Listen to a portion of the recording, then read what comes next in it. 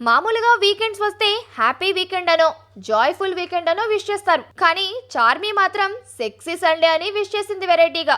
అది కూడా సెక్సీగా కనిపించే తన స్టిల్ని పోస్ట్ చేస్తూ. దీన్ని బట్టి అమ్మడి జోరేంటో అర్థమవుతోంది.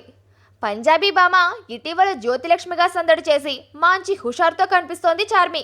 ఆ సినిమా చెప్పుకోదగ్గ స్థాయిలో ప్రేక్షకులకు చేరువ కాలేకపోయినా చార్మికి మాత్రం చాలా మేలు చేసింది. సెక్సీగా కనిపించి తనలో ఇంకా అందం తరిగిపోలేదని చాటి చెప్పింది. అలాగే నిర్మాతగా కూడా అనుభవం గడించింది. డైరెక్టర్ పూరితోనూ మరింత సాన్నిహిత్యం పెంచుకుంది. దీంతో తదుపరి సినిమా నిర్మాణ బాధ్యతల్ని కూడా ఆమెకే ఇచ్చే ప్రయత్నం చేశాడు పూరి. కానీ చివరి నిమిషంలో విరమించుకున్నాడు. ఇక్కడ మాత్రం చెప్పొచ్చేది ఏమిటంటే చార్మి తన అందాలకి మరింత పదును పెట్టినట్టు తెలుస్తోంది.